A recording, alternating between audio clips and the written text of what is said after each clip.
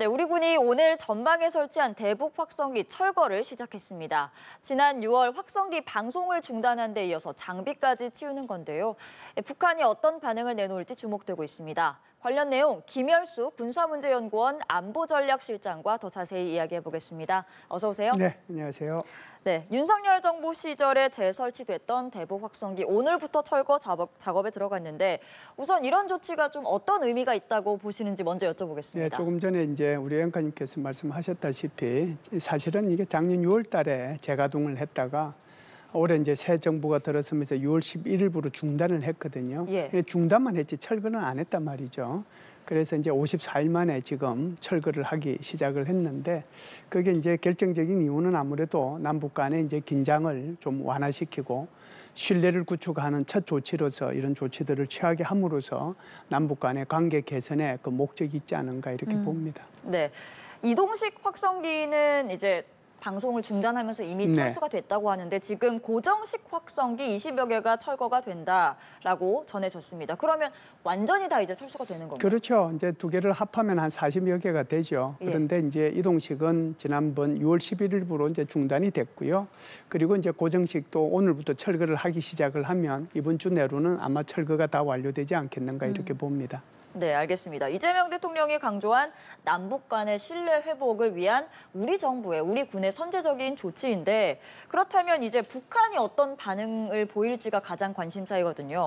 뭐 어느 정도 호응을 해서 대남 확성기를 철거할 가능성도 좀 있다고 보시는지 조심스럽게 여쭤볼게요. 글쎄요, 이제 지금 남북 간의 모든 통신 수단들이 전부 다 차단이 돼 있는 그런 상황이지 않습니까? 연락할 수단들과 방법들이 없는 거죠. 그래서 어떻게 보면 지금 현재는 서로 간에 간접 대화를 하고 있다라고 해도 과언이 아닌데요. 우리가 이제 대북 방송을 중단을 하니까 북한도 중단을 했거든요. 그렇죠. 그리고 우리가 대북 전단을 중단하니까 북한도 중단을 했단 말이죠. 이거는 일종의 1대1 개념으로 호응을 해왔다 이렇게 볼 수가 있잖아요.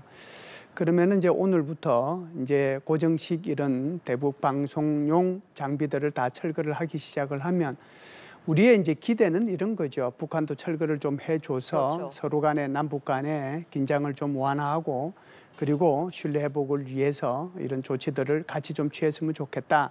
그런 기대를 하는데 북한이 그 기대에 부응할지 안 할지 이것은 며칠 좀 두고 봐야 될 것 같습니다. 네, 최소한은 뭐 당장 이른 시간 안에 북한도 철거를 하지는 않을 것이지만 좀 지켜봐야 한다 이런 입장으로 해석을 해볼 수 있을 것 같은데 또 김여정 북한 노동당 부부장이 대북 확성기 방송에 대해서 입장을 낸 게 있어요. 뭐 원래 초래한 문제를 해결했을 뿐, 해결한 조처일 뿐, 뭐 그다지 평가받을 만한 일은 되지 않는다. 그러니까 이런 입장은 좀 어떻게 해석을 해야 할까요? 이 부분은 이제 인과관계를 이제 반대로 해석을 하는 건데요. 북한에서 어떤 우리가 대북 확성기 방송을 하지 않을 수 없을 정도의 문제가 있었기 때문에 우리는 작년도에 대북 확성기 방송을 했던 거거든요. 그러니까 이제 그 전까지만 하더라도 작년에 대북 확성기 방송 이전까지만 하더라도 북한은 이제 우리 한국에 대해서 오물풍선을 보냈고요. 그리고 또 GPS 교란도 했고 계속해서 미사일 발사도 했지 않습니까? 그러다 보니까 우리 한국이 취할 수 있는 조치는 대북 확성기 방송 정도였어요. 그러니까 대북 확성기 방송을 그때 했던 거거든요. 그런데 이제 새로운 정부가 들어서면서 남북 간의 신뢰 구축의 첫 조치 단계로서 북한이 여기에 호응하든 안 하든 우리가 이제 지금 이런 방송 장비 여기 지금 철수까지 하고 있지 않습니까? 예. 그런데 이런 문제들에 대해서 김여정이가 굉장히 낮게 평가를 한 것은 조금은 유감이다 이런 생각은 하죠. 유감이다라고 말씀하셨는데 결국 이제 이재명 정부는 대북 확성기 방송을 중단하고 그다음에 오늘 철거까지 결정을 하면서 남북 간의 신뢰를 다시 세우겠다 이렇게 이 확성기라는 것을 고리로 삼아서 이런 조치들을 취하고 있습니다. 네. 뭐 이게 이제 어떤 계기가 되어서 앞으로 좀 북한 측의 그 태도 변화를 기대해 볼 수 있을지도 한번 여쭤볼게요. 글쎄요. 이제 지금 우리가 계속해서 그런 조치들을 한두 개를 취한 게 아니거든요. 몇 개를 연속적으로 취했는데 대북 방송을 중단하니까 북한도 대남 방송을 중단한 거고 우리가 풍선 보내는 것을 전단 보내는 것을 중단하니까 북한도 중단했지 않습니까? 네. 그것뿐만이 아니고 지금 추가적으로 지금 현재 이재명 정부가 취하고 있는 조치는 국정원에서 북한으로 방송하고 있는 텔레비 방송 그것도 중단을 했고 라디오 방송도 중단을 했단 말이죠. 그것뿐만 아니고 동해와 서해 상으로 표류해 왔던 북한 주민들 4명, 2명 모두 6명을 또 송환까지 다 해주지 않았습니까? 현재 이재명 정부 들어와서 북한과의 그 신뢰 구축을 하기 위한 일종의 입구로서의 이런 몇 가지 이런 단계를 취해왔는데 네. 제가 생각할 때는 북한은 지금까지는 이제 평가를 절하하고 하지만 그래도 우리가 지속적으로 북한의 이런 반응 하나하나에 일희일비하지 않고 지속적으로 추진해 가면 북한도 그 진정성을 알고 여기에 일정 부분 화답을 하지 않겠는가 그런 기대를 저는 하고 있습니다. 네, 저희가 이제 일희일비하지 않아야 할 북한 측의 입장 중에 한 가지를 다뤄볼게요. 앞서 말씀드린 담화, 김여정 부부장의 담화에서 적대적 두 국가 관계를 재확인하고 그리고 유의미한 발언들이 많이 나온 것 같습니다. 동족 개념의 시간대에서 벗어나 있다, 기대하면 오산이다 이런 반응들이 나왔는데 이런 메시지는 좀 지금 단계에서 여러 가지 단계로 해석을 해볼 수 있을 것 같거든요. 어떻게 보시나요? 지난 7월 28일 날이죠. 예. 이제 하나는 대남과 관련된 담화는 아침 일찍 이제 했고요. 네. 미국에 관한 담화는 밤늦게 했습니다. 그래서 날짜는 동일 날짜예요. 미국에 대한 담화를 밤늦게 한 것은 미국의 아침 시간대를 이제 고려해가지고 늦게 한 거거든요. 두 가지의 담화가 아주 결정적으로 차이가 납니다. 그래서 대남 담화를 보면 김여정이가 한 것에 보면은 한국과 이렇게 서로 마주 앉을 일이 없고 논의할 일도 없다라고 얘기를 해요.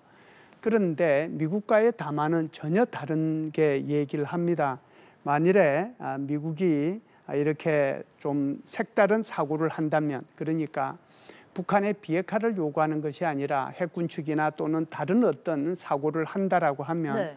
우리는 대화를 할 수 있다라고 하는 거거든요. 그래서 한국과는 대화를 하지 않겠다. 미국과는 대화의 길은 열려 있다. 전형적인 통미봉남의 어떤 예. 전술이다 이렇게 볼 수가 있죠. 네. 이런 가운데 또 한미연합훈련에 사실 북한이 굉장히 민감하게 반응을 하는데 을지 자유의 방패 기간에 그러니까 이달 중순 시작되는 것으로 예정이 원래 돼 있었는데 이게 좀 미뤄질 수도 있다, 미뤄질 가능성이 큰 걸로 알려졌다라는 보도가 나오고 있습니다. 폭염 때문이라는 분석도 있지만 북한의 반발을 좀 고려한 거 아니냐 이런 지적도 나오는데 이 부분에 대해서는 어떻게 해석하세요? 한미연합연습이 굉장히 순환을 많이 겪는 것 같습니다. 남북한의 문제뿐만 아니라 북한과 미국과의 어떤 대화나 이런 것들이 있거나 정상회담이 있을 때도 이게 영향을 받았거든요. 2018년도에 북한과 미국 사이에 싱가포르 정상회담이 있을 때도 그때 예. 이제 트럼프 대통령이 이 값비싼 훈련을 왜 하느냐 이건 이제 결국은 김정은의 말을 듣고서 이걸 이제 좀 뭐라고 할까요? 훈련을 좀 줄이기 위한 목적으로 이런 발언을 했고요. 그 발언이 2019년도 하노이 회담과 2020년 자신의 임기가 끝날 때까지 계속해서 한미 연합 연습은 여러 가지로 이제 장애물을 만나서 굉장히 어려움을 겪은 가운데서 훈련을 마쳤습니다. 그런데 이제 이번에 하는 훈련 같은 경우에도 크게 보면은 훈련은 2부로 나눠져 있어요. 네. 1부, 2부로 나눠져 예. 있는데 일부는 북한이 이제 우리를 공격했을 때 어떻게 방어할 것이냐 하는 건데 이것은 주로 이제 시뮬레이션 훈련이에요. 이것은 이제 북한이 우리 대한민국을 공격했을 때 정부는 어떻게 대응할 것이며 여기에 이제 각 기관들은 어떻게 대응할 것이고 지방자치단체는 어떻게 하시면 군은 어떻게 대처할 것인가. 그래서 이번 훈련이 얼치 프리덤 실드라고 하는 이유가 바로 여기에 있어요. 그런데 2부 훈련은 들어가면 2부 훈련은 주로 기동 훈련들이고요. 그래서 이것은 이제 반격을 하는 거거든요. 우리가 방어를 하고 난 뒤에 그다음에 이제 반격을 하는 건데 네. 그러면 하나를 보면 하나는 시뮬레이션 훈련이고 하나는 기동 훈련이잖아요. 이것이 이제 한 주는 시뮬레이션 훈련이고 한 주는 기동 훈련인데 이번 같은 경우에는 지금 최종적으로 확정이 어떻게 됐는지는 잘 모르겠습니다만은 시뮬레이션 훈련은 계획대로 하는 거고 기동 훈련은 조금 연기를 하는 것으로 좀 고려하고 있지 않는가. 최종적으로 확정은 어떻게 났는지 아직까지는 알 수가 없는 상황입니다. 아직까지는 알 수 없는 상황이지만 만약에 연기가 된다면 지금 저희가 계속해서 유화 제스처를 펴고 있는 상황에서 어떤 분위기를 해치지 않기 위한 조치라고 해석을 해볼 수 있을까요? 이게 이제 남북 간의 그 어떤 대화가 있거나 그럴 때마다 한미연합연습이나 이런 것들에 대해서 북한이 아주 그 반응을 거세게 이제 하고 있기 때문에 아무래도 이제 분위기가 이렇게 대화의 문제나 정상회담이나 이제 이런 쪽으로 가게 되면 한미연합 훈련을 좀 축소하거나 일정을 조절하는 그런 문제가 있을 수 있거든요. 어떻게 보면은 이것이 북한으로 하여금 대화에 나올 수 있는 인센티브를 제공하는 것이기도 해요. 그런데 이제 연합연습 같은 경우에는 사실상 미군도 같이 전개를 하는 거단 말이죠. 그럼 미군이 전개라고 하는 것은 이게 하루아침에 오늘 뭐 예를 들어서 일주일 있다가 오도록 돼 있는 것을 오늘 이제 전개를 한다고 그러면 그게 이루어지는 게 아니고요. 통상 2~3달 전부터 계속해서 어느 정도 병력 규모가 와서 어떤 종류의 훈련을 할지 양국이 다 협의를 하고 하는 거거든요. 그래서 이 문제가 미국하고 어떻게 조율되느냐에 따라서 2부 연습이 어떻게 결정이 될지 그때 나오지 않겠는가라고 봅니다. 알겠습니다. 조금 다른 이야기를 한번 해보겠습니다. 일본이 자국산 신형 미사일 배치에 나섰다는 소식이 들려왔는데 이에 대해서 북한은 선제 공격 능력을 확보하기 위한 의도다 이렇게 맹비난을 하고 있습니다.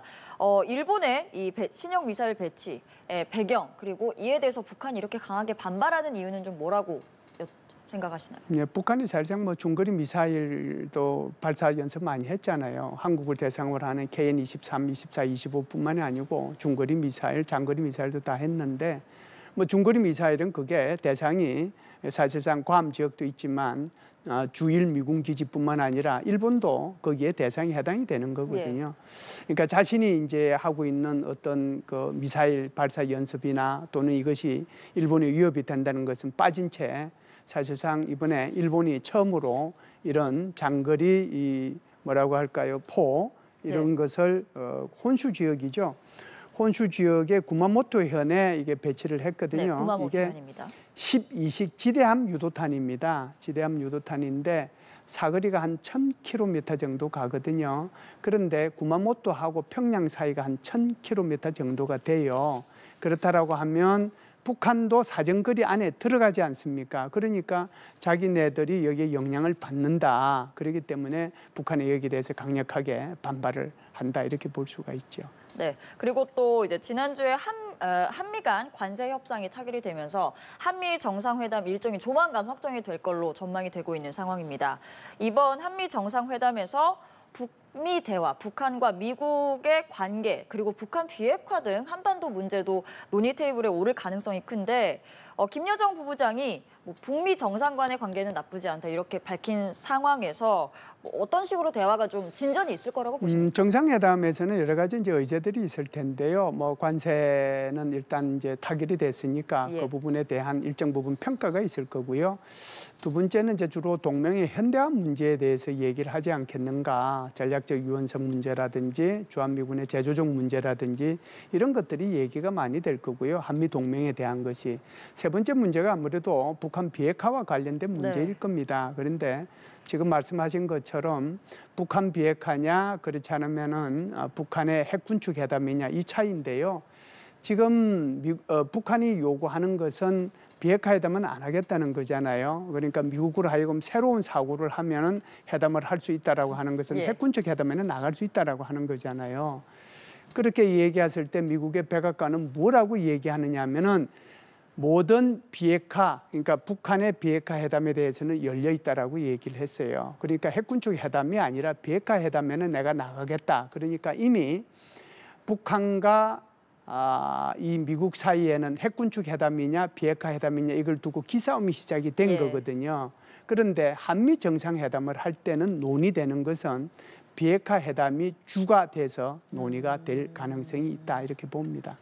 알겠습니다. 이번에는 북한 내부 이야기도 조금 해보겠습니다. 북한이 8.15 광복 80주년 앞두고 김일성 주석을 항일의 전설적 영웅이라고 우상화를 하면서 충성을 주문했습니다. 그리고 노동신문은 김정은 위원장의 애민 정신을 선전을 했는데 뭐 이런 데에는 어떤 의도가 있다고 분석하십니까? 아무래도 이제 북한 같은 경우에는 꺾어지는 정주년해 굉장히 여러 가지 행사들을 많이 하는데 이번 같은 경우에는 8.15 80주년이니까 자기 할아버지의 업적, 자기 아버지의 업적을 이제 높이 이렇게 평가를 해서 소위 말하는 백두혈통의 정통성 그것을 이제 강조하는 그런 측면이 있을 거고요. 예. 그리고 이제 애민 정신을 선전했다라고 하는 것은 결국은 김정은이가 자기 할아버지가 했던 것처럼 북한 주민들에 대해서 어떤 그 사랑과 감동이라는 정서적 유대감을 그렇게 좀 보여주기 위해서 그러는 것이 아닌가. 그리고 가부장적 어떤 리더십을 이제 확립을 통해서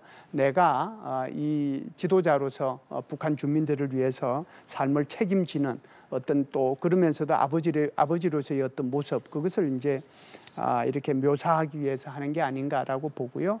결국 이런 것들을 통해서 주민들로부터는 충성심을 유발하고 체제를 결속시키는 데 도움이 되지 않겠는가. 그렇기 때문에 이런 행사들이 지속적으로 이루어지고 있다 이렇게 볼 수가 있습니다. 네, 체제 결속을 위한 선전이라고 분석을 하고 계시고요. 그리고 김정은 국무위원장이 최근에 딸 주혜와 함께 공식 석상에 자주 모습을 드러내고 있습니다. 네. 이에 대해서 여러 가지 분석이 나오고 있는데 일본 아사히 신문은 후계자의 존재를 인지시키려는 작업에 전력을 다하는 단계다 이렇게 분석을 했고 아직 뭐 공직에 취임하지 않은 김주혜의 존재를 부각하려는 그런 의도도 여러 가지가 있을 것 같아요. 그렇죠. 지금 이제 사실상 김주혜는 2013년생이니까 우리 한국 나이로 하면 이제는 12살 정도 되죠. 12살인데 12살 되면은 우리 한국은 지금 초등학교 6학년 정도 됩니다. 그런데 김주혜가 처음 등장한 게 2022년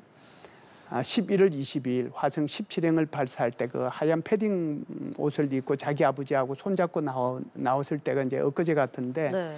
벌써 뭐 2년 반, 2년 뭐 10개월 가까이 지금 흘러가고 있지 않습니까? 그런데 이 기간 동안을 계속해서 보면 김주혜를 제4세대의 후계자로 김정은의 후계자로 삼기 위한 아주 지속적인 그런 노력들이 진행이 되고 있지 않는가. 그래서 처음에는 이제 군사 문제와 관련된 군사 행사에 항상 데리고 다니다가 나중에는 이제 경제 행사에도 이제 계속 데리고 다니고 또 최근에는 외교 문제까지 데리고 다녔거든요. 그래서 러시아 대사관을 방문한다든지 그렇지 않으면 러시아의 문화부 장관이 북한을 방문했을 때도 같이 거기에 이제 행사에 참석을 해서 악수도 하는 그런 것들을 통해 가지고 김주혜를 자신의 이제 후계자로 삼기 위한 그런 차근차근한 그런 것들이 지금 이루어지고 있지 않는가. 그러면 왜 그렇게 하느냐가 문제잖아요. 네. 북한이라는 사회가 우리 한국 사회하고는 달리 여성에 대한 그 사회적 지위가 그렇게 높지는 않습니다.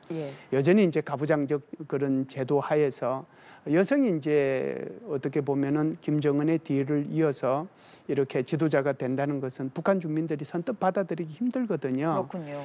그러면은 벌써 이제 2년 반 좀 있으면 3년이 다 돼 가는데 이런 지속적인 군사 또는 경제 또는 이제 이런 외교 이런 문제에 직접적으로 김주혜를 참석시킴으로써 끊임없이 그 북한 주민들을 가스라이팅 시키고 있다 이렇게 볼 수가 있겠죠. 그래서 의식을 계속해서 바꾸는 거죠. 자연스럽게 여성이지만 김주혜가 나중에 이렇게 지도자가 됐을 때 그것을 자연스럽게 받아들일 수 있도록 하기 위한 그런 작업들이 이제 친밀하게 진행이 되지 않겠는가라고 보고요. 마지막으로 이제 하나 더 말씀을 드린다라고 하면 김정은도 그렇게 나이는 많지 않습니다. 김정은도 1984년생이니까요. 그렇죠. 그냥 뭐 나이로 얘기하면 41살 정도 되거든요. 저 김정은이가 당뇨병도 있고 또 통풍도 있고 심장도 약하고 그러긴 하더라도 41살인데 저렇게 급하게 김주애를 저렇게 후계자로 삼기 위한 아주 그냥 계획적인 일들을 해 나가는가 그런 생각은 들어요. 그럼에도 불구하고 자신의 건강이라든지 또는 여성을 받아들이기 이제 힘든 그런 북한 사회의 그런 풍습이라고 할까요? 그런 것들을 고려했을 때 단단한 후계자를 만들기 위한 그런 작업을 지속적으로 진행하고 있지 않는가 이렇게 봅니다. 알겠습니다. 오늘 말씀을 여기까지 들어보겠습니다. 지금까지 김열수 군사문제연구원 안보전략실장과 이야기 나눠봤습니다. 고맙습니다. 감사합니다.